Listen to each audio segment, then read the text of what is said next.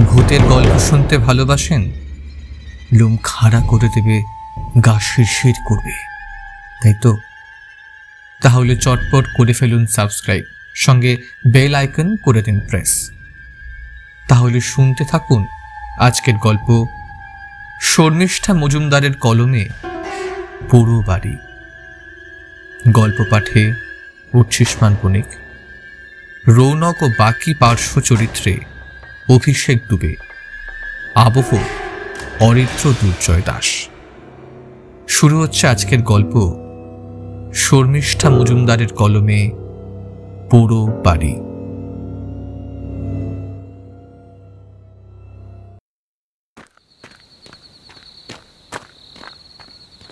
রৌনক এগিয়ে চলেছে অন্ধকারে। আজ বেশ রাত হয়েছে, শেষ ট্রেনটাও চলে গেছে, এরপর শেষ বাসটাও চলে যাবে। এই শীতের রাতে বাসটা না পেলে সত্যি মুশকিল হবে রৌনকের। এমনই এই পৌষের ঠান্ডায় হাত পা ঠান্ডা হচ্ছে। ওরা ক্যাম্পটা এত দেরিতে শুরু করলো যে সবকিছু মিটতে বেশ রাত হলো। এই স্বাস্থ্য সচেতন ক্যাম্পগুলো সারাদিন চলে, তারপর আবার আজ শুরুও হয়েছে দেরিতে। বেশিরভাগ লোকাল সবাই যার যার বাড়ি চলে গেছে। রৌনকের দেরি হলো, ঠিক ফেরার সময় ওর পেটটা একটু গড়বড় করতে লাগলো। এমন মোচড় দিল যে তখন ভাবলো আগে এই কাজটা না সারলে পথে ঘাটে বিপত্তি হবে। কিন্তু এখানে সব খোলা মাঠ, গ্রামের মানুষের অসুবিধা হয় না, কিন্তু রৌনকও সব খোলা মাঠে করতে পারবে না। তাই একজনকে বলে সে তার বাড়ি নিয়ে গেল, বেশ খানিকটা দূরে। তারপর পেট খালি হতেই খিদেটা চাগার দিল। সেটা বুঝতে পেরে ওরা পেট পুড়ে খাইয়ে তবে ছাড়ল। যদিও ওদের বাড়িতে থাকতে বলেছিল রাতে, কিন্তু রৌনক রাজি হয়নি। অচেনা জায়গায় থাকাটা ওর পোষায় না। যত রাতি হোক ওর বাড়ি আর ওর বিছানা চাই, শান্তির ঘুম। কিন্তু আজ আর বাড়ি ফিরতে পারবে বলে মনে হলো না। ট্রেনটা চলে গেছে, এবার বাসটা চলে গেলেই চিত্তির। এইসব ভাবতে ভাবতে রৌনক ছুটছে বাস স্ট্যান্ডের দিকে, কিন্তু না, প্রায় 15 মিনিট আগে শেষ বাসটা চলে গেছে।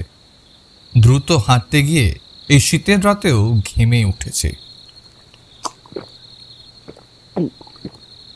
বসে পড়ে ব্যাগ থেকে জল বের করে ঢকঢক করে জল খেল। তারপর ভাবতে থাকলো ওই বাড়িতেই ফিরে যাবে কিনা, কিন্তু সেও তো অনেকটা পথ, তাছাড়া চিনতে পারবে বলেও তো মনে হচ্ছে না। তার চেয়ে এখানেই বসবে। যদি কপাল ভালো থাকে কাউকে পেলে আই কার্ড দেখিয়ে লিফট চেয়ে ফেরার চেষ্টা করবে। কিন্তু এই শীতে আর কনকনে ঠান্ডা হাওয়ায় হাত পা জমে যেতে লাগলো। খাওয়া দাওয়া না করলে তো আর এত দেরি হতো না, এই অসুবিধাতেও পড়তে হতো না। ওদিকে লোকজনের আনাগোনা কমতে লাগলো। 2-4 জনকে জিজ্ঞেস করে জানতে পারলো রাতে এদিকে গাড়ি ঘোড়া খুব একটা চলে না, আর এত ঠান্ডায় আরোই কিছু দেখা মিলবে না। হোটেল ফোটেল এসব জায়গায় নেই, এটা ছোট্ট গ্রাম। অনেক বলার পর এই হেলথ ক্যাম্প বসিয়েছিল, তাও এমনি নাকি, সামনেই ভোট তাই।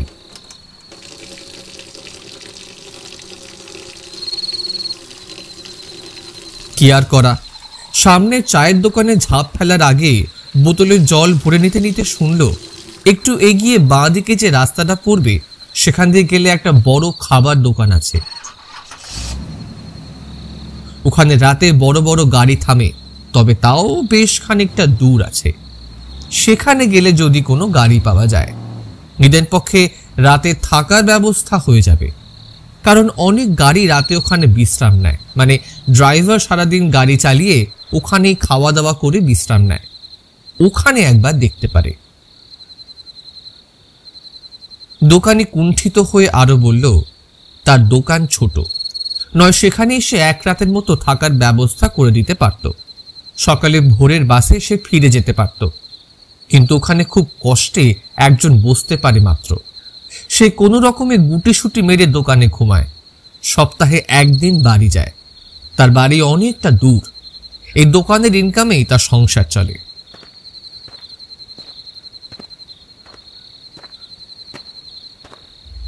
কি আর করা, ওই ঠান্ডায় আবার হাঁটতে লাগলো রৌনক। নিজের ওপর রাগ হচ্ছে। কি দরকার ছিল খেতে বসার? খাওয়া যখন হলোই, ওরা থাকতে বলছিল বারবার, থেকে গেলেই তো হতো। তা না, বাড়ি যেতেই হবে। এবার বোঝো। নিজেকে গালাগালি দিতে দিতে ভাবনার অতলে হারিয়ে হেঁটেই চলেছে। উফ, এই ঠান্ডা এখানে মরেই যাবে। কোথায় সেই বাঁদিকের রাস্তা? লোকটা তো বলল সামনেই বাঁ দিকে। এদিকে ওর তো মনে হচ্ছে অনেকটাই চলে এসছে, অথচ রাস্তা কোথায়?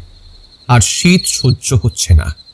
গ্রাম বাংলার শীত সম্পর্কে শুনেছিল, আজ দেখে বুঝতে পারছে কি সাংঘাতিক।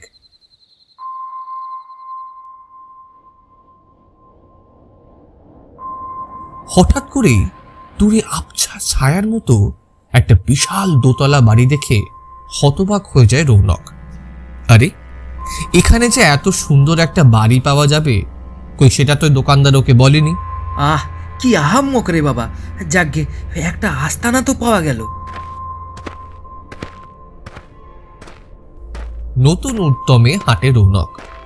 এখন কপাল ভালো থাকলে ওর ভেতরে আশ্রয় পেলে শান্তি, একটা বিছানা। ভাবতেই যেন কিছুটা আরাম পেল রৌনক। কিন্তু বাড়িটা তো ওই সামনে, যদিও অস্পষ্ট, তবে যত হাঁটছে কই কাছে তো আসছে না বাড়িটা। সে তো একই দূরত্বে রয়ে যাচ্ছে। দূর ছাই, কাজের সময় এরকমই হয়। মনে হচ্ছে বাড়িটা যত কাছে ভেবেছিল তত কাছে নয়, বড় বলেই চোখে পড়ছে দূর থেকে। অবশেষে যখন সত্যি ক্লান্ত হয়ে রৌনক বসে পড়বে ভাবছে, ঠিক তখন ওর মনে হলো ওই তো একদম সামনেই বাড়িটা। আর হাঁটতে পারছে না ও। কোনো রকমে গিয়ে দরজা ধাক্কা দিল, কিন্তু কেউ দরজা খুলল না। স্বাভাবিক, এত রাতে ওর জন্য তো কেউ বসে নেই। এই ঠান্ডায় সবাই লেপের নিচে ঘুম দিচ্ছে, কিন্তু রৌনক মরিয়া। আর কিছুক্ষণ বাইরে থাকলে মরেই যাবে। নিঃশ্বাস নিতেও কষ্ট হচ্ছে। এত ঠান্ডা বাতাস যে হাড় পর্যন্ত কাঁপিয়ে দিচ্ছে। মনে হলো এক্ষুনি ও এখানে উল্টে পড়বে। শেষবারের মতো গায়ের সমস্ত শক্তি দিয়ে দরজা ধাক্কালো। এবার একটা মৃদু পায়ের আওয়াজ পাওয়া গেল। তার মানে কেউ আসছে। কিন্তু লাইট জ্বালায় না কেন? উফ, কি অন্ধকার!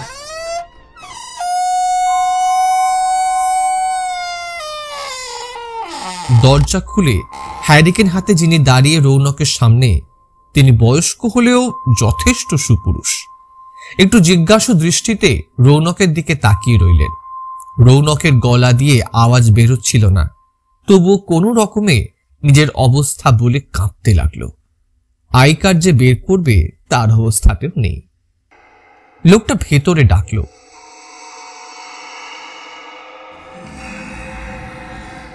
রৌনক ভেতরে প্রবেশ করতে দেখলো এটা বেশ পুরনো ধাঁচের বাড়ি।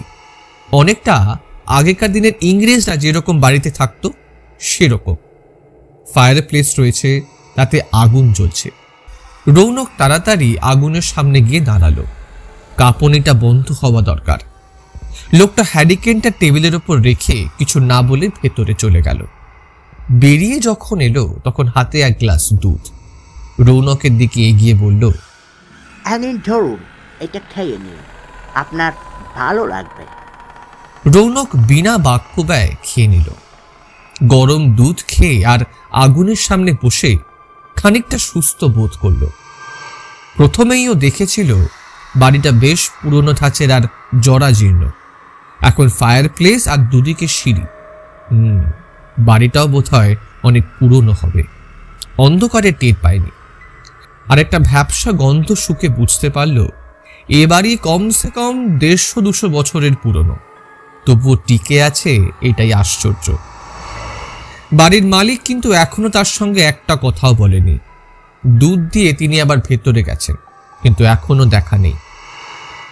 এখন একটু চাঙ্গা হয়ে আশেপাশে তাকাতেই হঠাৎ করে রৌনকের মনে হলো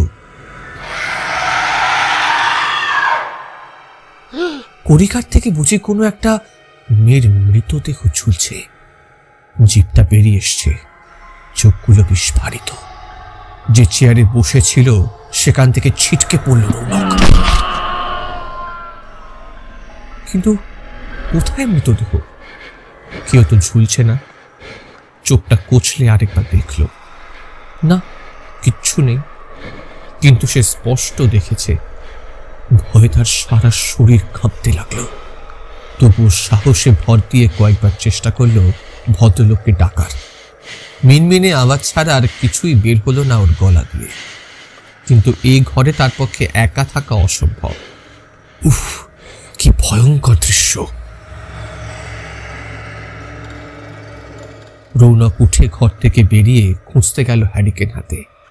এরপর আরেকটা ঘর, সেখানে পাশাপাশি দুটো বিছানা, আর খুব সুন্দর করে সাজানো সরু বারান্দা। তারপর পাশেই একটা সিঁড়ি ঘরের মধ্যে দিয়ে নিচে নেমে গেছে। রৌনকের ভেতরে নামা ঠিক হবে না ভেবে ভদ্রলোককে ডাকতে লাগলো, কিন্তু কারোর সাড়া নেই। ওদিকে ওই ঘরে ফিরে যাবার সাহসও নেই। বাধ্য হয়ে ও সিঁড়ি বেয়ে নামতে লাগলো। একা এ বাড়িতে থাকা দুষ্কর। যদি ভদ্রলোককে পাওয়া যায় তবে ওনার সঙ্গে গল্প করেই রাত কাটাবে। কিন্তু রৌনক যত নিচে নামতে লাগলো, একটা মাংস পোড়া গন্ধ ওর নাকে আসতে লাগলো। গন্ধটা তীব্র থেকে তীব্রতর হচ্ছে। রৌনকের বড্ড অস্বস্তি হচ্ছে। ফিরে যাবে কিনা ভাবছে, ঠিক তখনই চোখে পড়ল দুটো পোড়া কালো বিভৎস মাংসের পিণ্ড, যেন দুটো শিশু একে অপরকে জড়িয়ে ধরে। সামনেই একটা বিড়ালের কঙ্কাল।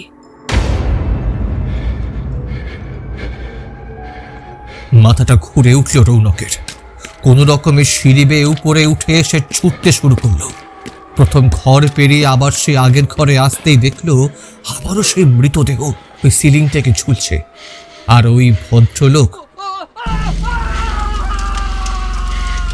ফায়ারপ্লেস থেকে একটা জ্বলন্ত কাঠ বের করে নিজের দেহে লাগাতেই দাউ দাউ করে জ্বলে উঠল। তারপর কাঠের টুকরোটা যেই ছুঁড়ে ফেললো, সঙ্গে সঙ্গে পুরো বাড়িটাও দাউ দাউ করে জ্বলে উঠল।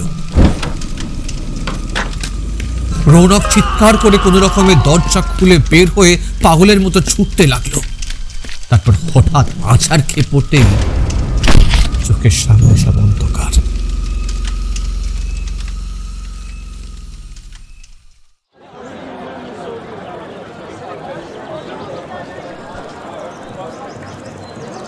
যখন জ্ঞান ফিরল, আশেপাশে বহু মানুষ তাকে ঘিরে দাঁড়িয়ে।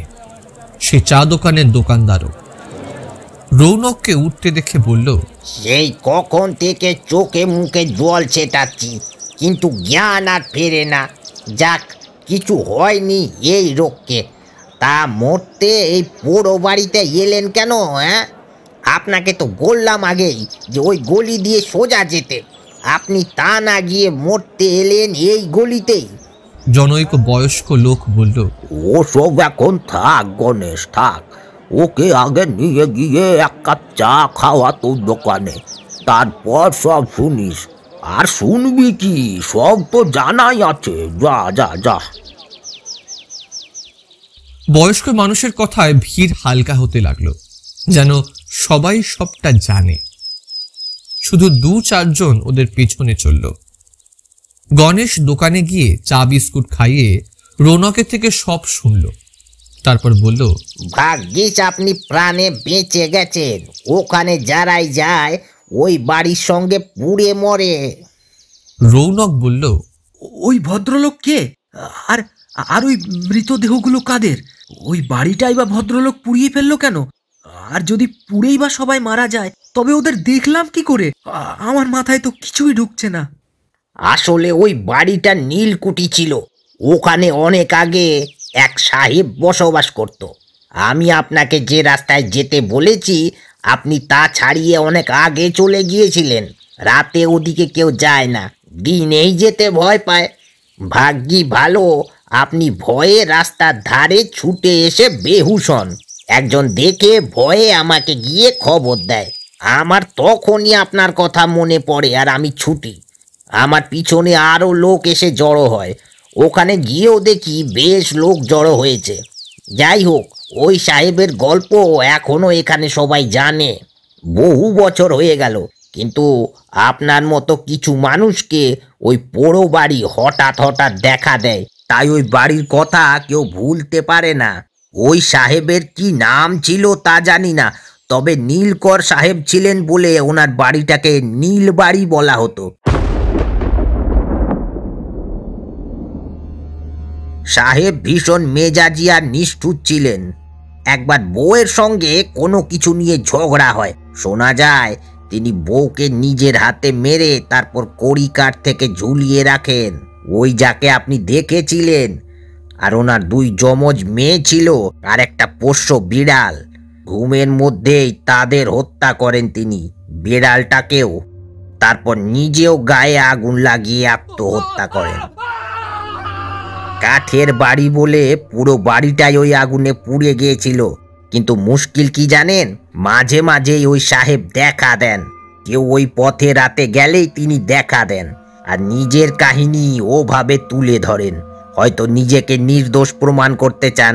তিনি যা করেছেন তার পিছনে কারণ ছিল, নয়তো মুক্তির আশায়।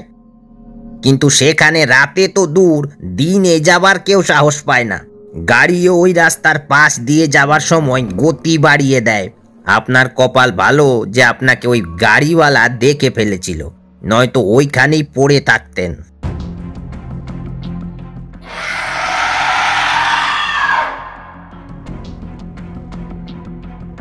রৌনকের চোখের সামনে তখনও সেই ঝুলন্ত মৃতদেহ আর পুরো বাড়ি। দোকানদার আরো বলল, ওখান থেকে সহজে কেউ বেরিয়ে আসতে পারে না। যারাই বেঁচে এসেছে তাদেরই খালি মরতে ইচ্ছে করে, কখনো গলায় দড়ি দিয়ে, কখনো বা আগুনে পুড়ে। পারলে একটু সাবধানে থাকবেন, কোনো কালী বা হনুমান মন্দিরে গিয়ে পুজো দিয়ে দেবেন একবার। তারপর সামনের দিকে তাকিয়ে বলল, নীলগঞ্জে আর আসবেন না। আপনি টাকি যাবেন তো? ওই যে আপনার বাস এসে গেছে, স্টেশনে চলে যান, ওখান থেকে ট্রেন ধরে নেবেন। রৌনক বাসে উঠতে উঠতে শুনল দোকানদার বলছে, এ ভুবন, এ পোড়ো বাড়ির কেস, পারলে হনুমান মন্দিরে নামিয়ে দিস, পুজো দিয়ে যাবে। রৌনক বাসে চড়ে বসল। বাসের ঠান্ডা হাওয়া ওর গায়ে লাগছে। রৌনকের হঠাৎ মনে হলো, যদি চলন্ত বাস থেকে নেমে গাড়ির সামনে ঝাঁপিয়ে পড়া যায়, আচ্ছা তবে কি খুব লাগবে? সত্যি মরবে নাকি হাত পাগুলো কেটে বাদ যাবে? বাসটা বড্ড আস্তে যাচ্ছে, আরো আরো জোরে যদি যেত। তারপর শিউরে উঠল। এসব কি ভাবছে সে? আশেপাশে তাকাতেই বুঝল সবাই তার দিকে তাকিয়ে। কন্ডাক্টর পা দিয়ে দরজা আগলে দাঁড়িয়ে। ওর সঙ্গে চোখাচোখি হতেই, আরে চিন্তা করবেন না, সামনে হনুমান মন্দির, নেমে পুজো দিয়ে পরের বাসে উঠে পড়বেন। ভাড়া লাগবে না এ বাসের, পুজো দিলেই সব ভয় কেটে যাবে। চলুন চলুন, উঠে পড়ুন উঠে পড়ুন।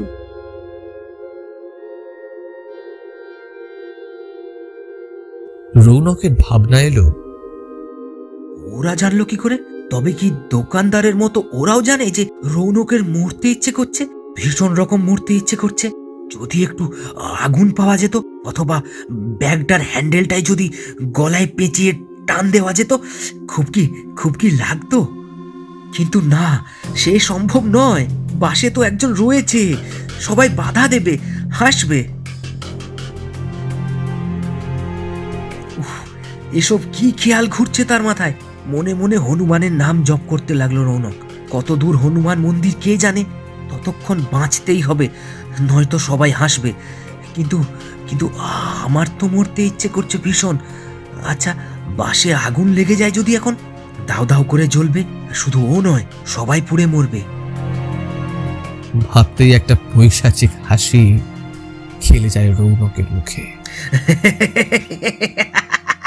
আগুন, চারিদিকে আগুন, কি উত্তাপ, কি উত্তাপ!